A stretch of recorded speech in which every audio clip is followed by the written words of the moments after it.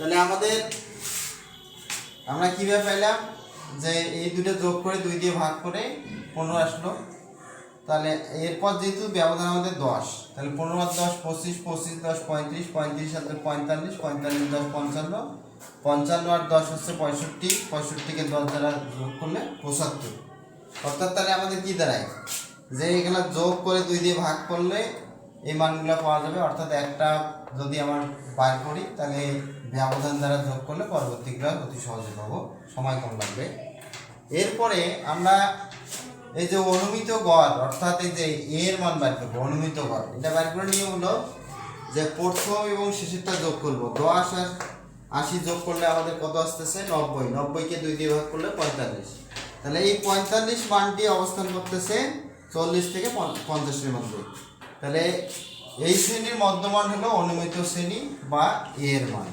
তাহলে এই ঘরে কি হবে, এই ঘরে 0 আসবে, কারণ xi এবং হলো ইউআই দুইটাই হলো সমান, বিধায় এখানে 0 আসে, এরও সূত্র আছে। তাহলে উপরে আমরা মনে রাখবো শর্টকাটে যে -1 করে বাড়বে, নিচে +1 করে বাড়বে। তারপর কি করব, গণসংখ্যা দ্বারা গুণ করলাম। করার পর কি করলাম যে বিয়োগগুলো যোগ করলাম, এখানে 6 কে 6 -6 হবে। তাহলে 27 10 37 আর 6 43 আসলো মাইনাস।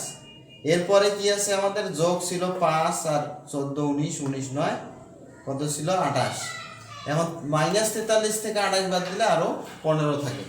তাহলে গড় নির্ণয়ের সূত্র হলো আমাদের যে গড় সমান a plus summation a pi u i by n গুণন h।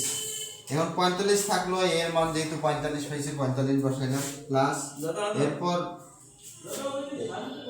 এরপর -15 থাকলো, পাশে h এর মান 10 আর n এর মান হলো 40। তাহলে 10 দ্বারা 150 কে গুণ করলে 150, নিচে 40 থাকলো। তাহলে 150 কে 40 দ্বারা ভাগ করলে, অর্থাৎ 10 দ্বারা ভাগ করলে 15/4, 15 কে 4 দ্বারা ভাগ করলে 3 দশমিক, অর্থাৎ 3.75। এখন যেহেতু এখানে মাইনাস ছিল, প্লাসে মাইনাসে ওই জন্য মাইনাস। 45 থেকে আমরা 3.75 বিয়োগ করলে 41.25। তাহলে আমাদের কাঙ্ক্ষিত অ্যান্সার হবে 41.25। সবাই ভালো থাকবা, এরপরে কথা হবে আরো নতুন কোনো ভিডিও নিয়ে।